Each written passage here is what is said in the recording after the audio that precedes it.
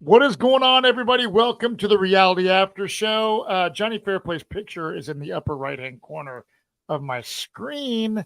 However, he is not here right now. He is at a live viewing party in is he, Charlottesville? Is that where? Charlottesville.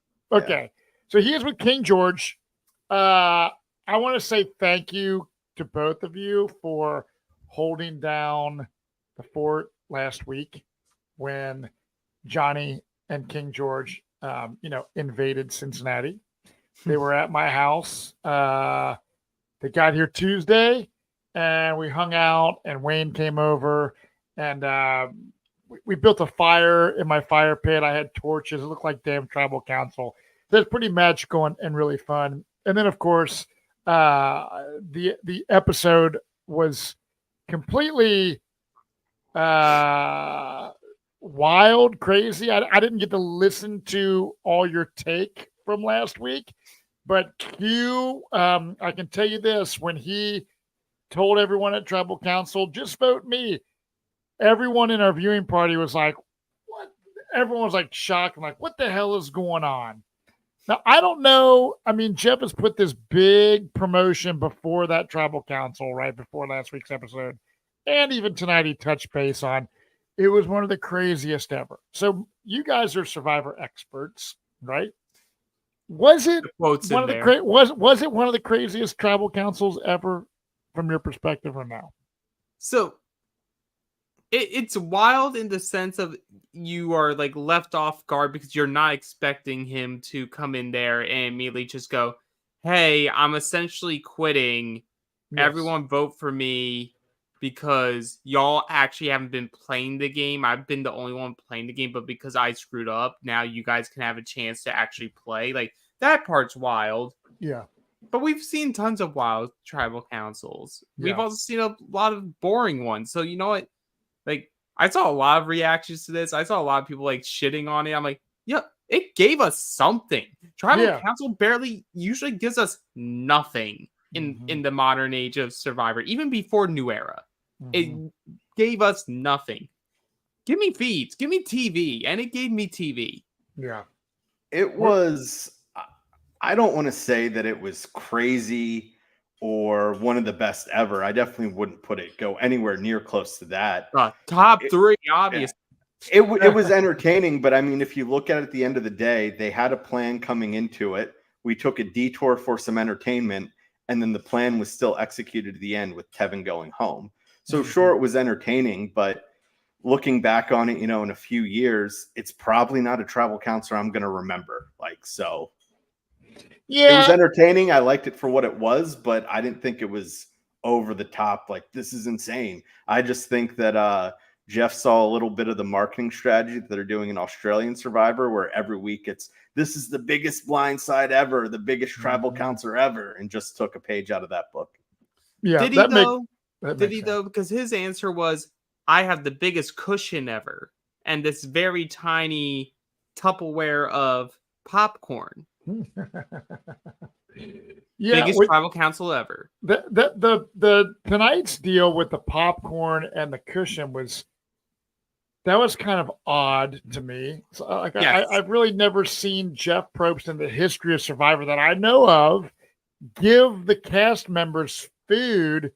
Like, if it were, I know, like, after the final tribal, like, now in this new era, they've been given pizza and throwing this big party because the live reunion show is directly out there afterwards. But giving the popcorn was very unusual. So do we want to do the little tinfoil hat theory here? Sure. It's not anywhere. And it's just me thinking about it now. I think it's hilarious. Yes. What before tribal council, they were like, we really don't want to get Liz medevac because we very poorly decided to catch someone who can't eat anything we put on the island.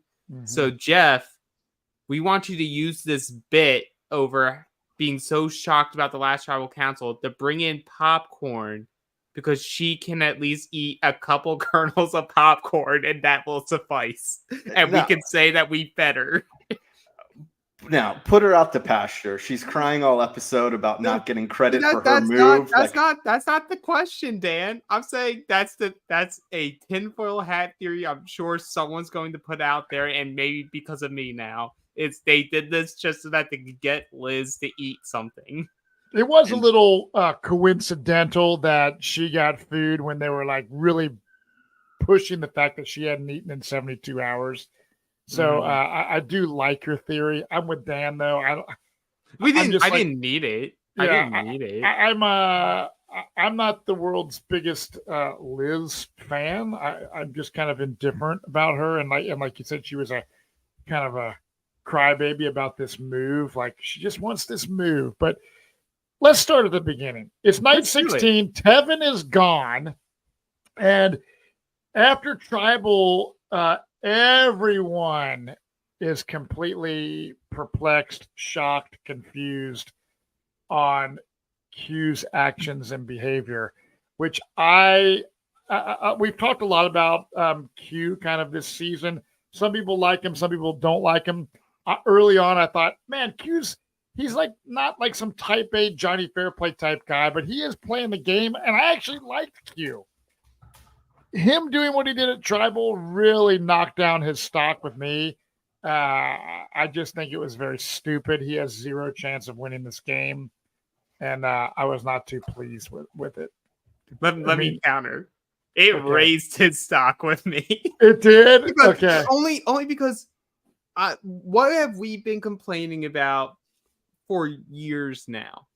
Survivor doesn't cast characters. Mm-hmm. Survivor casts 18 super fans who want to play this specific type of way, and they all want to play this specific type of way, so they're all uniform. All the answers are robotic. They're not getting anything fun that's memorable.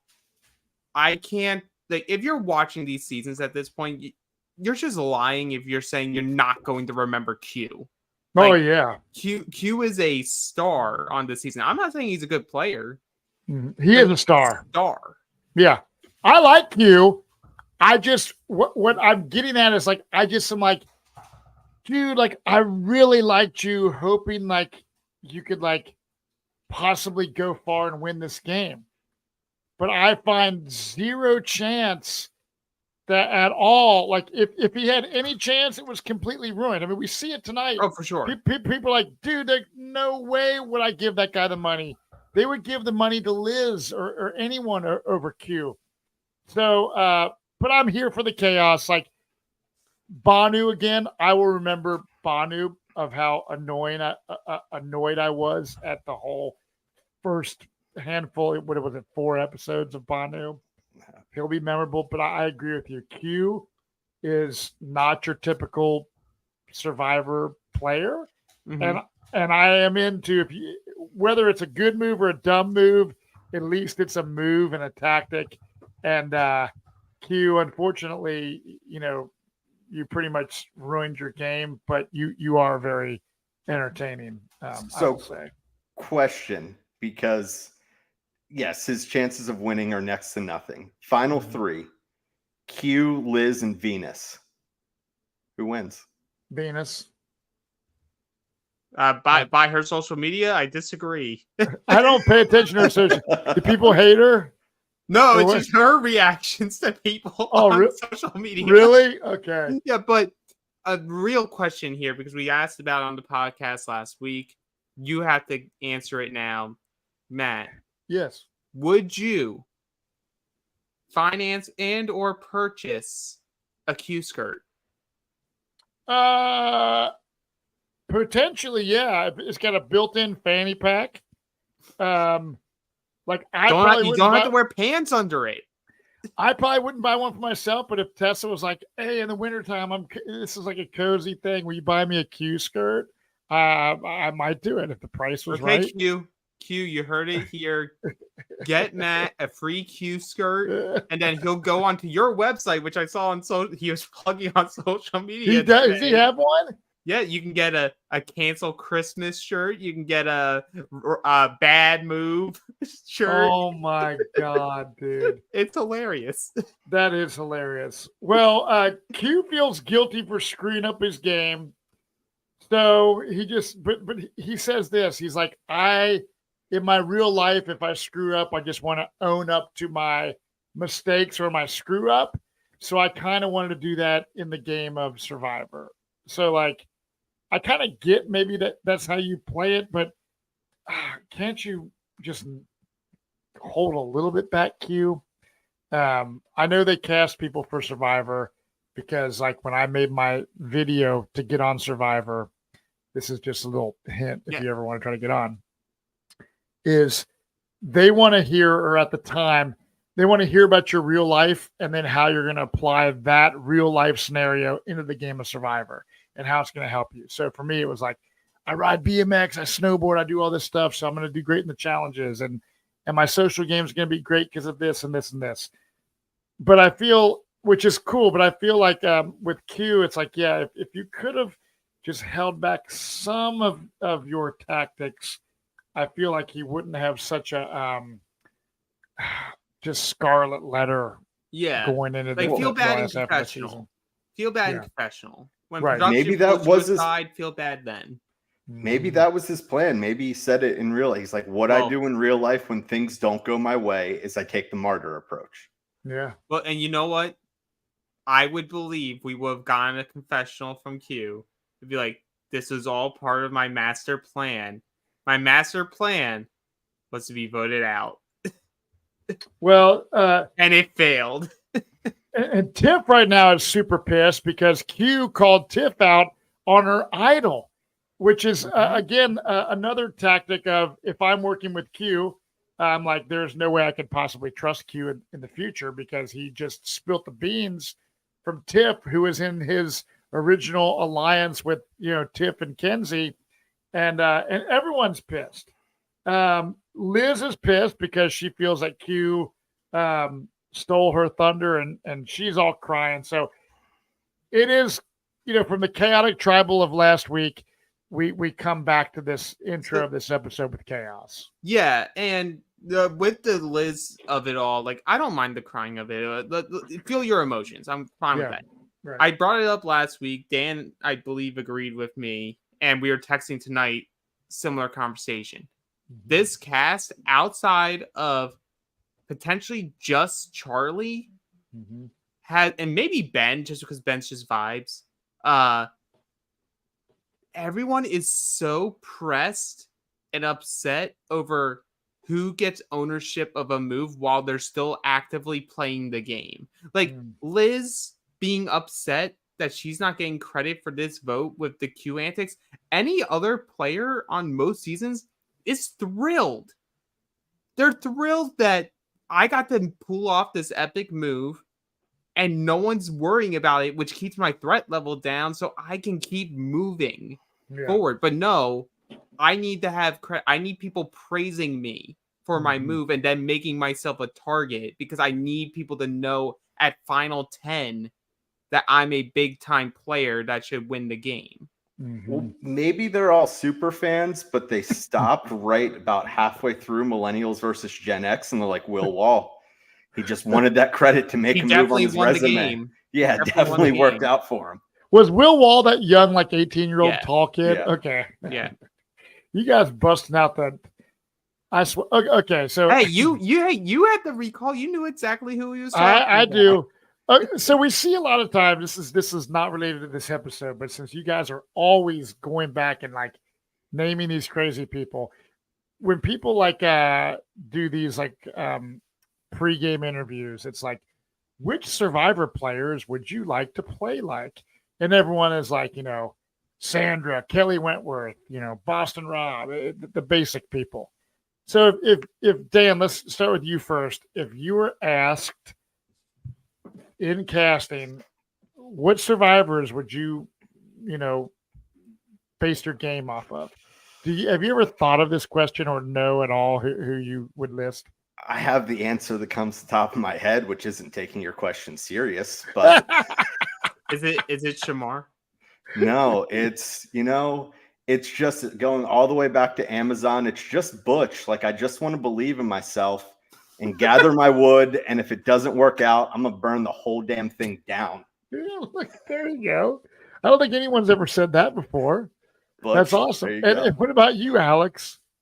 So I've never really thought about it because when I first started watching Survivor, I was actually older when I started watching because I started watching around Millennials versus Gen X. Went Yeah. back and watched a bunch of old seasons, and I'm just like, immediately my thing is like, oh, I would just play like the people that I like, which Yeah. was like, it was Fair Play, it was Rob Cesternino, it was Lex Vandenberg. It was like, oh, Mhm. these people really are why I'm continuing to watch Survivor now after watching their seasons, but. Yeah. I don't think I would actually play like any of them. Yeah. I don't know if there's an archetype that I would look at and be like me. At this point, I'd probably more equate myself to Ben, who would just be coming on there and be like, hey, I just want to be friends with everyone. Yeah. Well, that's interesting. So people listening live right now in the chat. You have to think post, about these, though. Yeah.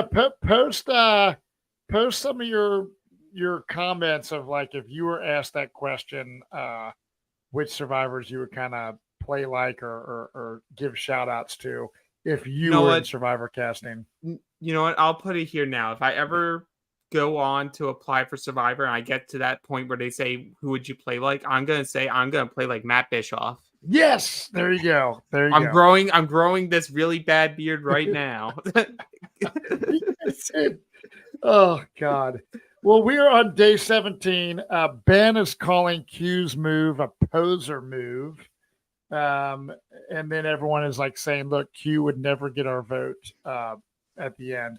But then we see this clip of Q and Hunter talking game and stuff like that. So what do you guys think here of their conversation? Let's dive into it. Dan, you go first. I think it's just between Q and Hunter, I think it's just two guys that are grasping for straws. Like they know they're both in a lot of trouble. Mm-hmm. Mm-hmm. And there's not much they can do. I mean, between the two of them, there was no way they were going to be able to drive this vote. They needed someone to come to the two of them saying, hey, I want to pull off this move and I need 2 extra in order to make this happen because we're at, the final 9. So it would have been like, I want the Siga 3 to come to me and say, hey, we're going to try to blindside Tiff or something like that. It would be us 3 plus the 2 of you. Other than that, I don't think there's much they can do. I mean, you see it as we go through the rest of the episode. No one really wants to work with either of them. I know. And it's a shame because like Q you get, Hunter is literally based off what we're shown. It's almost literally only because, he's good at immunities. Mm-hmm. So we're not going to work with him. Granted, it's not like we got to see a lot of strategy talk for him. And partially that's because they were always winning at the beginning. So what proactive gameplay can they show us on the screen for a tribe that's always safe? Mm-hmm. And then you get into the merge and it's split tribals where people are safe. Another split tribal where people are safe. It's like we as viewers, I think, got deprived of getting to see what Hunter's real game was because they had to highlight so many other things. Yeah. So it was sort of a shame there, but I disagree with you, Dan. They could have controlled this vote. If Hunter went full martyr approach, let everything fall onto him, and then he idles. Which he should have idled anyway tonight, but we'll get there.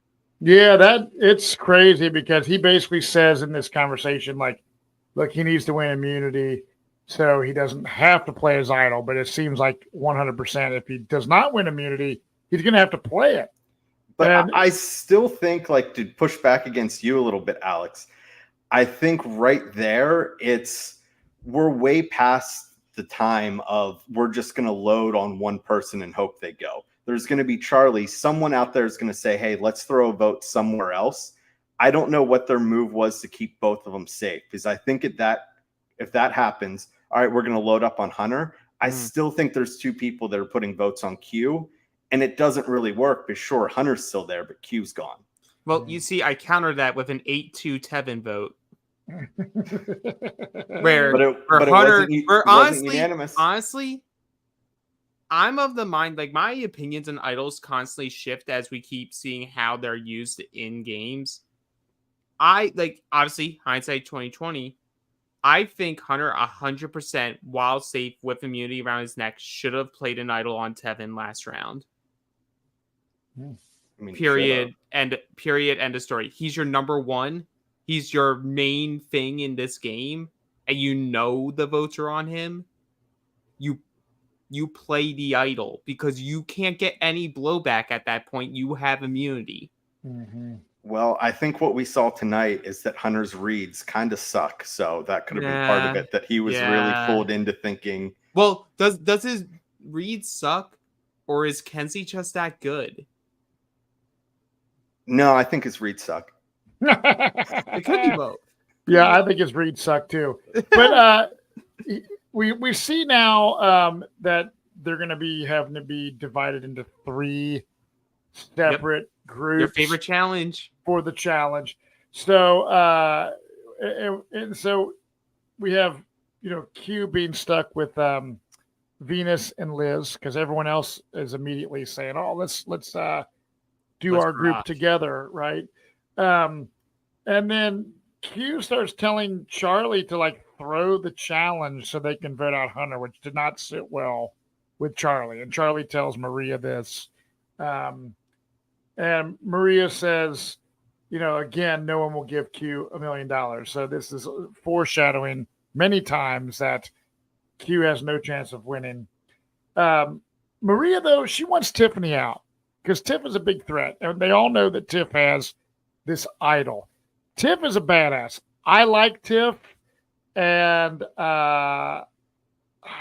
she's that idol's burning a hole in her pocket. She feels like it's almost like a curse. I mean, do you think at this point that the move would be to just play your idol and hope that it goes back into play and that you can find it again? Or is the gamble more worth it so someone else doesn't find the idol once it's I almost feel the play she did this round ultimately was the move. Like Boy Who Cried Idol. Yeah. It's like, oh, I'm just gonna burn it, and then you see everyone start scrambling, like, oh, okay, so it was me. Yeah, and that was super. Dude, it was this episode entertained me. Oh, it was like the last 30 minutes, which usually I'm like, oh, it's gonna be this straightforward vote, whatever, blah blah blah. Let me not write any notes for tribal. Still didn't, but I'm like, oh, okay, this is fun. We have 5 different names out here going into tribal council. I love this. Yeah. But going to what you've just dissected there, so one thing with the Maria thing, it's funny that she's holding on to Tiffany saying her name, where the only source of info from that is from Q that no one trusts anymore. Yeah. But he said one time that she said her name, and we have never heard Tiffany say Maria's name again in the show at all. Right. So it's sort of funny because there's this not rumor, but it's there's an optic of Maria that she's only targeting the women this season. All the men can do whatever, but they can stay in the game. They can stay in the game. It's the women that have to go. It's Tiffany that has to go. Which, I mean, fair. I would look at Tiffany too and be like, she needs to go. Yeah. Well, I think we saw one of maybe what could be a knock in Tiffany's game is Maria does even say at some point being like, she hasn't talked to me in a few days. Yeah.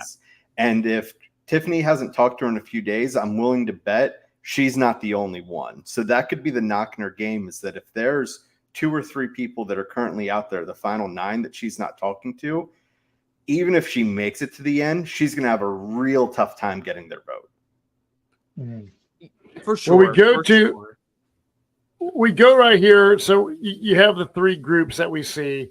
And so it's actually time for the immunity challenge.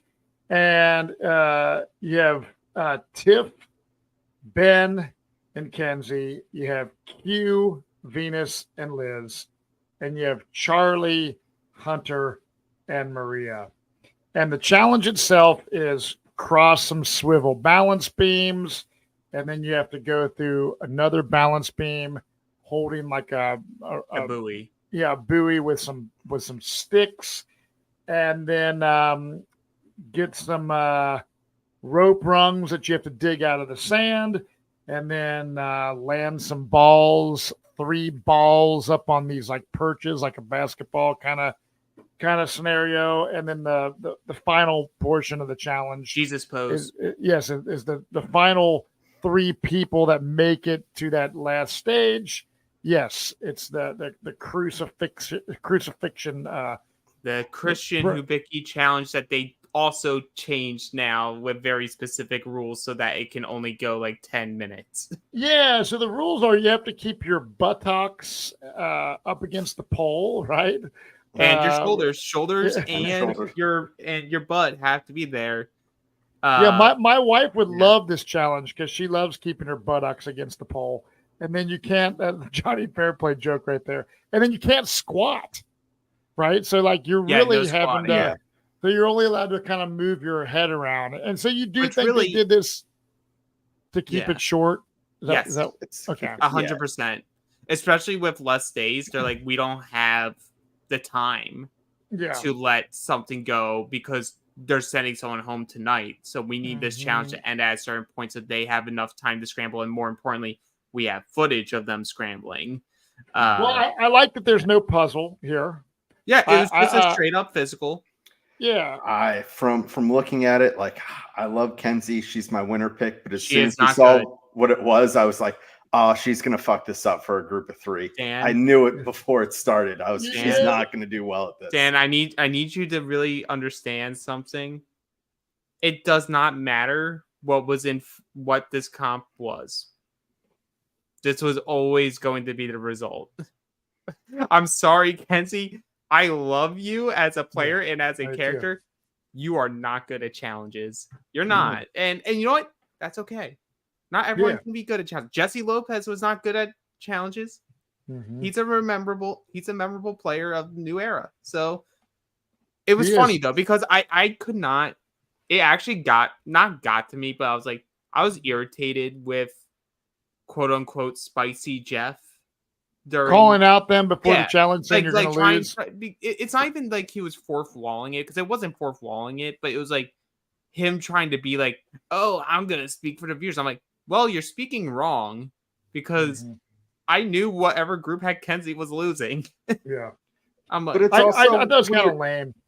Well, when you're doing that, there's only 3 groups there. So what's his lane there? He can say, oh, like if they were out first, like I knew it, I was speaking for the viewers. Or if not, because they somehow make it through the first like they did, he can just say, oh, it's all about the underdogs proving us wrong. Like, I just felt like he was setting himself up because he knew it was going to happen. But it's also, what I don't like is it also opens the door to read into production's thoughts if you're players right now. Like thoughts that you shouldn't be having at the challenge part. Like it would be one thing if it's at Tribal Council because it's his show. He has carte blanche at Tribal, can say whatever. But at the challenges, I feel like even little things like that can impact things.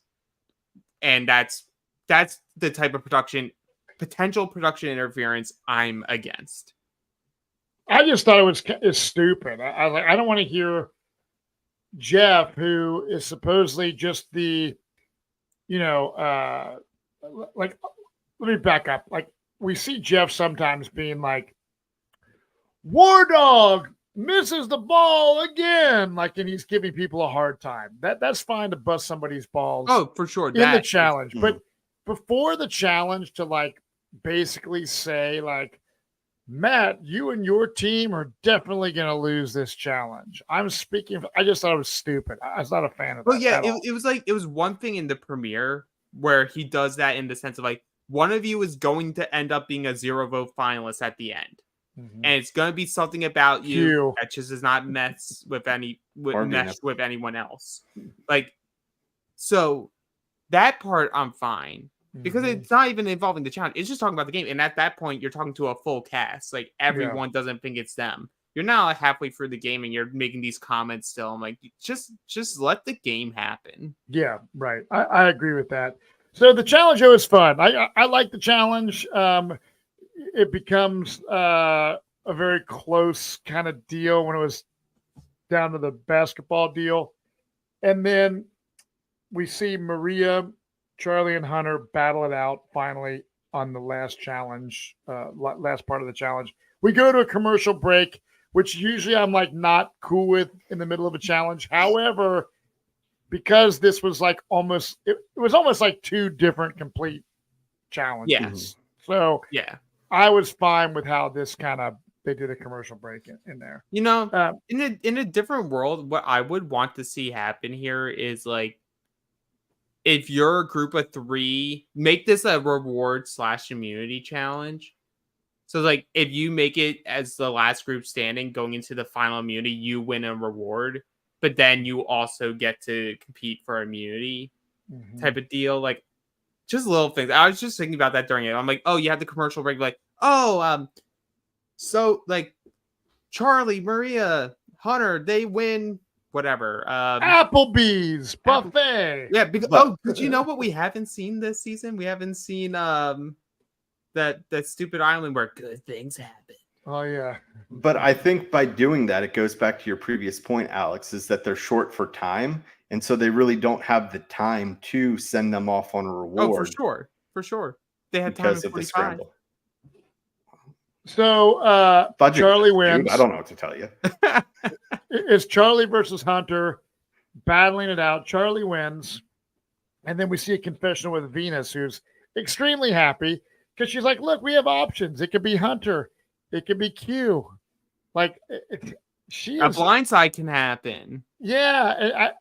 Venus is my winner pick. Kenzie is your winner pick, Dan? Yes, sir. And what about Feel you, good Alex? about it. Oh, mine's been out. Okay. I'll admit that. Yeah. Mine was Gem. She's out, but I it was only because I didn't want to repeat picks with anyone, but I still think it would have been wrong because I think I was leaning between Kenzie and Tiffany, and I don't like Tiffany's chances here. Yeah. But to go off of Charlie winning immunity, it's like, it's one of those things where I was going back and forth between the Q logic of, well, if you want the person who's going to be the main threat to win immunity to go out, you can guarantee it by not winning. Mm-hmm. If you're paired with him, just don't win. Yeah. And that allows him to be vulnerable. But Charlie gets to sort of have that like confirmation bias of, oh, I beat him, and now by the end of this episode, like, and we got him out. Like, I was able to do it without having to throw something. Mm-hmm. Which I like that scenario better. And it's at the final 9. These people trying to make these big moves and cut their number ones when there's still 7 more votes left makes no sense. You mean like your winner pick? You know, it was a flaw in her game, but I'm going to defend her because I still feel good about my chances. I feel good about Kenzie. Hey, Mermaid Dragon. That's my girl. I actually met someone real cool at our viewing party last week, and she was a Kentucky girl, like Southern accent, and her husband was a tattoo artist. She had tattoos all over her arms and legs and stuff, and she was like real nervous to like kind of come up and talk to Johnny or myself or George. And it was so cool because she finally did, and we took some pictures, and I had like a long chat with her, and she was like, I want to play. And I was like, immediately I was like, you're perfect for this game. I was like, you know, like if you look at like a Kenzie or something like that archetype, like you have to apply. And so I really gave her some encouragement. I told her to like, just go for it. And, but she reminded me a lot of Kenzie in the way she looked and stuff. And Kenzie's great TV. I'm a little bit concerned that Kenzie throwing Tiff under the bus right now is a little bit kind of iffy and like maybe not the smartest thing to do this early. 100%. So like really, we could sort of talk about this more free flowing post challenge because like vote goes everywhere. Goes everywhere. Right. The original thing is some like obviously Charlie and Maria are like trying to figure out this blind side of Tiffany, and then Kenzie comes up and approaches them and Hunter about that vote as well. Yes. And she's like, look, I love Tiffany. We've been working this whole game together, but we're both competitive and we want to beat each other. And you know what? I'd rather try to take the shot first and miss than just be a passerby. And it's in a sense, it's also the thing that we critiqued Liz about last week and the beginning of this episode of you don't need to have that highlight. And I don't even think Kenzie's necessarily saying, oh, I need this as a highlight. I need this to prove to people that I'm a player. Because I think she thinks she's a player. Like, and she is. She is. She's doing a great job. But part of me thinks it was like, what if she feels, without it showing in the episode, what if she's feeling like, yeah, Q, if I'm thinking Q's an easy vote and Hunter's a boring vote, these people are thinking the same thing. They're all going to try to do a blindside. They're not going to turn on each other. Venus is just there in their mind. So she's like, well, that only leaves me and Tiffany. So I'm going to get to them first before Tiffany does. And let's see if we can do this. It could be that. I think also where Kenzie's in a pretty good stance in the game is we see later on in the scramble that Hunter says, you're my number one. I think Kenzie has tons of options that other people don't. Like, I'd be willing to bet that Ben has her up pretty high. I don't know where Charlie and Maria are, but I think she's high. Maria's low. Maria's low Maria on her because she's a woman. I wasn't even going to go there, Dan. That's just sexist. But Dan, I was going to say she's mad because once again, it's this trail of people that are just like, oh, I'm sort of mad at Kenzie because now she's going to get the credit for the move, but I wanted it to be my move. I'm like, it still is. You're still part of the plan. The person who gets to own the move is the person who's still there at the end.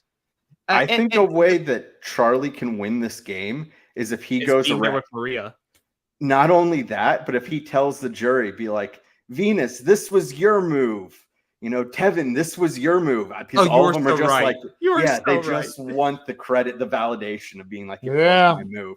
That's pretty wild to think about. Yeah, but so that's why, like, I remember at the beginning of the season, we were all very high on Maria, and we were all like, Charlie, what are you doing? Like, we hadn't gotten enough of him. He was only making Taylor Swift references.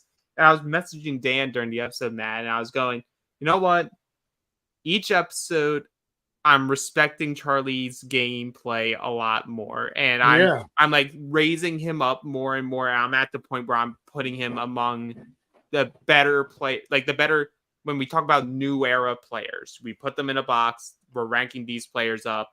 He's now in a more of an upper tier player because he's the one person who's trying to plan ahead and not just the one vote that's right in front of him. And I think he's done a better job at also maintaining relationships among the group because, like, Maria and Tiffany aren't talking. You know who is talking? Charlie and Tiffany. And it baffles me how these people are still going to talk to Charlie and, like, they don't, like, equate Charlie and Maria together. Or even if they do, they don't care. Which, again, I would say is a detriment to Maria and a pro for Charlie's gameplay. I don't think Maria, like, early on when she like found the idol or whatever, I was like impressed, but she hasn't really done anything like strategy wise that has really like wowed me to be like, okay, she's 100% got stake in winning this game. But yeah, if I'm looking at the remaining cast members, Charlie, I mean, obviously we see him tonight winning immunity against Hunter, which is the best challenge person out there physically. I mean, Q hasn't, even though Q's a physical beast of a specimen. Big guys don't. It's very rare for big guys to do well. Who's the last big guy to do Jonathan. Well? What, like Brad Culpepper and Jonathan? Yeah, right. Because I think that Charlie is playing a great social game. I think he's cool. He hasn't pissed off a lot of people. He's obviously good in challenges. He's smart. So, yeah, I think if Charlie goes to the end of the game, he has a good chance of winning. Matt, so you're telling me that you're no longer as impressed with Maria strong-arming Jelinski after the meteoric rise he had in this game? I forgot about Jelinski. Hey, we have brought him up just like Survivor several times. So Kyle says Maria is more than likely a goner since she knows all of the info, but Charlie is getting the confessionals from it. Yeah, So, that's a fair point. Like if you're someone who reads the editing and the confessional counts that people get, and Mhm. specifically when you look at people that are working together, Yeah. yeah, like I was actually shocked to see how low Maria's confessional count was because she does have a presence on the screen, at least until the last few episodes where it's been more like sporadic. Yes. But I was shocked because I was like, oh, I felt like she was such a presence in the Mhm. early portion of this game. I did But too. I think she's still only in like the 20s for confessional counts. Whereas Charlie's like a main character. I Mhm. think it's just because on Sega, like the initial tribe, she was just linked to everyone, so her name was brought up way more in the pre-merge that it seemed like she was doing more and involved more than what she actually was. Could Yeah. It's be anyway. possible. It's possible. It's interesting. But so we have this Tiffany plan, Mhm. and it's like, okay, so it's gonna be the Tiffany plan. Hunter's aware that he's gonna be the backup name. He's like, you know what, that's fine. I have my idol. So if I see Tiffany play hers, I'll play mine. Yeah. But Charlie wants to go to Tiffany to try to reassure that, and it's during that conversation that Tiffany reveals what she told us at the beginning of the episode is, I'm just gonna burn this idol. I don't need this anymore. It's a burden. It's putting a target on my back. And Charlie's just like, oh fuck. Yeah. Oh fuck. Mhm. Plans change, people. Plans changing. And Yes. now it's becoming a blindside Hunter move between him and Ben. They both were like, oh, we should take out Hunter. Hunter's the immunity threat. Let Mhm. whoever vote for whoever. Like, they're trying to leave Q out of the vote. They're trying to leave Liz out of the vote. Like, Mhm. this is where the chaos starts starting. So, question for the two of you regarding Tiffany is what do you think of this move here? Do you think it was solely because she saw the scrambling? Because I don't hate how she played it, being like, oh, I'm going to burn my idol. My only issue is by her kind of threatening that she almost has to next tribal Oh, because for sure. if she doesn't, eventually people are going to be fed up with. You keep saying you're going to play your idol, you never do. Now I'm tired of you, and I'm going to force you out of Because this game. when do they expire?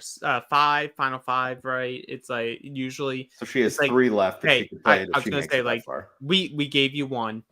We gave you one. You Yeah. don't get a second one. You don't get a second one with that idol, Mhm. baby girl. I don't even care if you vote me out. We're putting your name down.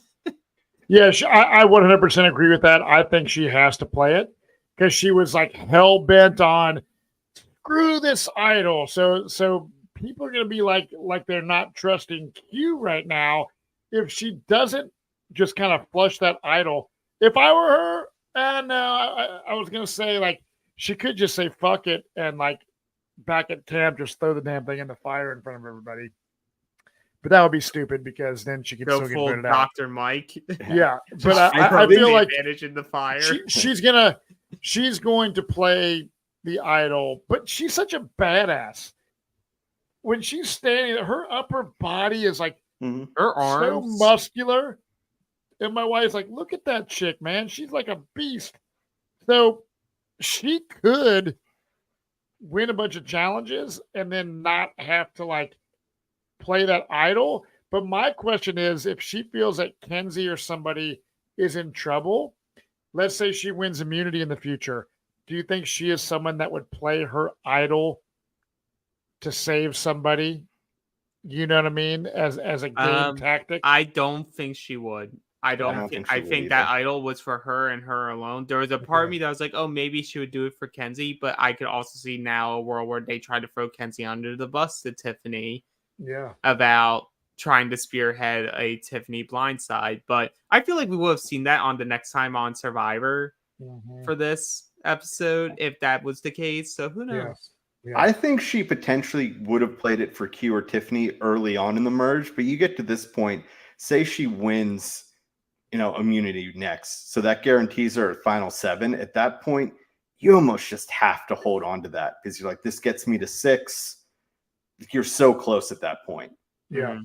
So we're here, and now Sega's like sort of talking about their thing, and Hunter's in the background, and now this is where he's starting to get a little bit paranoid. rightfully paranoid because now Yeah. he is the vote. He doesn't know that. So Mhm.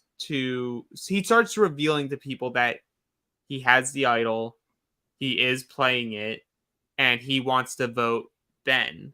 Mhm. Which, like, I was like, oh shit, okay, we're just gonna have this random ass Ben vote. Yeah, that was kind of odd. Like Ben I was out of like, but we nowhere. haven't heard from Ben at all. No, that if Ben would have gone home, I would have been That like, does "This is not the most rock. weird, like, deal ever." Like, it just kind of be like pointless. At that Well, point. I was waiting for it because we saw one Ben vote at Tribal. I was like, was this Hunter's fault? Like, was it his own fault he went home? But it wasn't. He voted for Q. It was Q who voted for Ben. Because that would have been even worse for him had he gone out on a revote where he voted incorrectly. But he didn't do that. Yeah, I'm shocked he didn't play. He didn't play it because I feel like Hunter is one of those people that's savvy enough to have found the idol again once it was like replanted somewhere.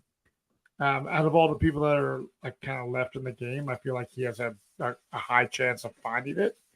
So the fact that he didn't play it, I mean, that shit's gonna haunt his ass forever. I know that if it was me, it would haunt my ass, dude. So, but how do you feel?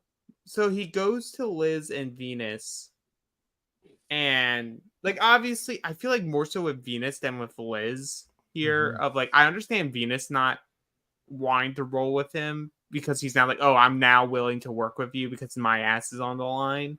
Yeah. But he reveals to them that he has the idol. He's voting Ben. Q's voting Ben. We need you to vote Ben. And Liz is just like adamant of, no, I want to vote Q because he's annoying me. Mhm. And it's like, it's not even about the game. It's about her feeling like Q spurned her by being the center of attention for her move. Stole her And I'm thunder. just like, keep Q in the game at this point. Q has zero chance of winning. If I'm out there with Q and I'm like, and I can vote anybody else out, I would be like, Q can be voted out at any point in this game. Yeah, but I think the issue here now, and I'm not saying any of these players are thinking like that because they all think they can win. Yeah. Q now takes a spot away from you. Mm-hmm. Yeah. You can't let Q consistently become the, oh, well, we can get him the next vote. Yeah. Because then you get to a point where you're the, oh, we can take you out because we can take Q out next. Mm-hmm. And it's this weird line you have to dance in these games. Like, whether you're playing Real Survivor or like one of the live events like the one you played at Bob Crowley's or even on these online games, is like you have to look and understand how players are being perceived, and it's not always just about taking out the threats, it's also taking out the goats. If someone becomes a very clear goat, they have to go. Unless you are in full control of this game, that person needs to go. Yeah, I mean it's interesting, and it's just such a complicated game. Unless you've actually played the game or an org. Which, by the way, have either of the two of you ever played like not an online deal, but any kind of Surviving Real Foot or Bob Crowley's deal or any of that stuff? I attempted one, but it was a very, very screwy beginning of the game. Like, not a typical Survivor game. Wow. But so like weird votes before challenges, stuff like that. So it's like you couldn't really even save yourself if you wanted to, type thing. Yeah. But I've seen games performed. I helped run a live game recently. It's as close to the real thing as you can get for a very heightened like 1 to 2 day game. Well, I tell you what, when I played the Durham Warrior Survival Challenge, it's called something else now. Like it's different. It's not at Bob Crowley's anymore. But I was lucky enough to play that 2 times after my real Survivor experience, and it was literally the closest. Without $1 million on the line and things like that, it was the closest thing that of my experience on real Survivor. So for those listening out there, if you do want a Survivor experience, I don't care which one it is. There's many different ones. You have to, apply and get chosen, just like real Survivor, it is such an awesome experience, and you will learn so much about yourself and get such a great experience. I would highly suggest it if you were a true lover of Survivor, which we all are. So yeah, definitely. I mean, the majority of people that apply for a real Survivor aren't going to get on the show. So next best thing is to apply to one of those games. So where are we at, Alex? Are we at Tribal yet? Yeah, we're basically heading to Tribal now, where everyone's like, what's the real vote? No one knows. Is it going to be Q? Is it going to be Hunter? But Hunter and Tiffany are like, leave going to Tribal with both of them essentially saying they're playing their idols. Yes. And then we see it start off with the Jeff Probst saying, last Tribal was so crazy that I'm bringing out my cushion and the popcorn, just like I would be at home. And then he gives, the cast members some of the popcorn, which is a first. I thought this was very odd. I've been thinking about your theory more, Alex. Sure, it's that's going to be. It's for me. It's not. I'm sure it is for others. I also think if you think about how Jeff's been acting this season, he's been different than how he has the past several. I think he's almost going into some of these moments and playing a character. Like he's playing his character, being a little bit more hardo about stuff this season, being a little bit more spicy. And I think for him, it wasn't about, we need to give Liz 7 kernels of popcorn. It was more about another bit he could do for the show. He's being like a little bit of a Sour Patch Kid to them, Is it cheesy though? I mean, we compare Australian Survivor, I don't get it. Like, I used to be like a big Jeff Probst fan. He's old. Like Jeff Probst is like, wow, he's gnarly. Even when he was on Survivor Caramoan, the season I was on, he was extremely like there was no live Tribal. There was no secretly talking at Tribal. He was fucking pissed. He like railed into us hardcore, the shit that got never aired, about some stuff that went on like right before Tribal. He got really pissed and he was like throwing the F-bomb around and shit like that. And he was saying some shit like, we pay, you guys are $1 million a fucking head here. And I think it was something to the effect of like someone right before we went to Tribal Council, one of the girls saw Reynolds with like a bulge in his pocket and like started calling out some shit about him having an idol before he went to go into Tribal and film. So they like didn't get any shit on camera because it was like when we were getting mic'd up. Mm-hmm. And then at Tribal Council, kind of some shit was said, and it kind of ruined the whole storyline. Because if they don't film it, they can't really show it, and it doesn't really have the context and make sense. So he got fucking furious pissed. So things are way different now. So I think that's why he enjoys this stuff in particular, because it is in settings where they are filming, like they are live. They can catch all of this in an instant. Yeah. I feel like when it happened in Game Changers, like that episode in particular was just like, I think it had like a spike in the ratings at that time. So they're like, at first he's pissed about it, but then they go back and they talk to the producers like, no, like that's stuff that the fans are loving that. So we want more of that. We want you to, and it probably got to the point where they're like, we want you to encourage them to do this because it spikes ratings. But like the stuff that he was doing there, but one, I'm just like, I don't believe you, Jeff. I don't believe you go and sit on the couch and you put a cushion up there and you get a little tiny thing of popcorn. Yeah. That's not you. That's not you, Jeff. Be you. Be you. Yeah. And maybe this is him, and that's concerning. all that I heard off of that is that it's blaming Game Changers. It's just like herpes. It's a gift that keeps on giving. Hey, and I've had multiple references of Game Changers here. I brought up the Brad Culpepper immunity streaks. But yeah, so all through this Tribal Council, Tiff starts getting in an argument with Q. Q starts defending himself. That's not how everything went down. Hunter is like completely confused on what's going on. And we see Venus and Kenzie both whispering to Hunter, it's Q, it's Q. Like, don't worry. And you could definitely see Hunter was visibly kind of freaked out on what to do. Does he play his idol? Does he not? I honestly was like, please just play your idol, dude. I thought his idol was going to be played tonight. If you're that paranoid, you just have to play it. Like Yeah, at that right. point, just play it. I don't care how many times my new number one tells me the vote is Q and she's voting Q, because she is telling the truth to him. She did vote Q. But it's like, if you have any concern at all, in Real Survivor, you have an idol, you play it. I would rather play an idol wrong and be there the next round than have it in my pocket, because they don't let you keep them anymore. You don't get to have it as a trinket. Yeah. They're short on cash. They need to be able to hold on to all these and rehide them in a different piss box. So, dude. Especially because at this point he's already gone around and told people, so it's no longer a secret. Because That's just going to grow the target on him even more and more if he makes it out of this tribal with an idol and being the challenge beast. Just play it.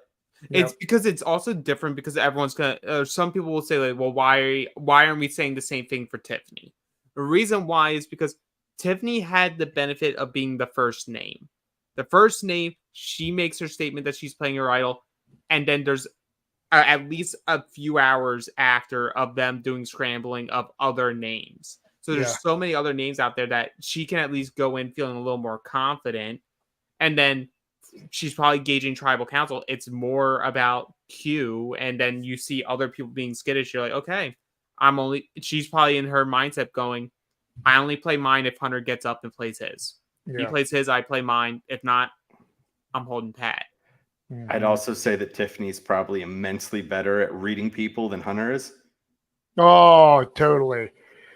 Tiff is a way better game player from what I see than Hunter ever could be.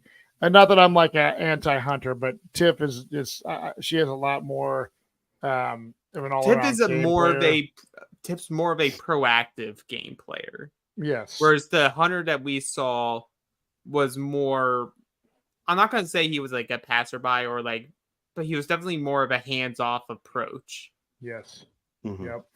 So we go to the vote, and it's no one ends up playing their idol. It was 4Q, 4 votes Hunter, 1 vote Ben. Then they go to a revote where Hunter and Q cannot vote. The revote, you're not allowed to play an idol at this time. So Hunter ends up going home.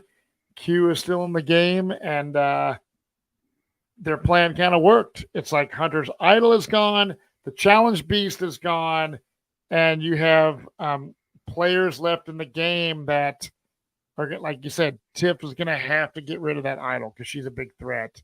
And so overall, between this episode and last episode, because when we went into the viewing party, Johnny had already watched the show at 9 a.m. the day that last Wednesday at 9 a.m. he watched it because he was on Tyson's podcast as a guest, right? So he had to watch it. Johnny and King George both said this is the best episode of the season. Oh, for sure. Like last Wednesday. So yeah. Do you think this episode is do you think this season keeps getting progressively better? I think I won't go and say like, oh, each episode is going to just keep getting better and better, but I think we are starting to see like what the secret sauce is for this new era, at least with these first few seasons. It's like you have to just get through the pre-merge. The pre-merge is not going to be a fun time for a lot of people, but then once you can get past the mergatory episode, I feel, then things start cooking a little more. Essentially, as soon as you let people actually play the game of Survivor, whether they are good or not, the episodes are fun. Yeah. So 2 tribes, not 3. Let people play. Stop playing the fucking sob stories. and the million hearts shit, and let the people play Survivor. Period. But with this episode, though, it's like I can't wait till next week. We cut to the beginning of the episode. Everyone's back at camp. You cut the cube. It was all part of my master plan to vote then this round. I wanted to see where people would actually lie when my name is on the line. Yeah. And you know what? This just means I'm one step closer to winning this thing. And master strategist, I need that in me. But it's also so hilarious that like Yanni was decimated going into this mergatory. All right, and the solo part of the game. And we've only seen like 3 straight green Siga votes, and now 3 straight Nami people going out. So either preseason or when we got to the merge, who had on their bingo card that the last 2 Nami members would be Venus and Liz?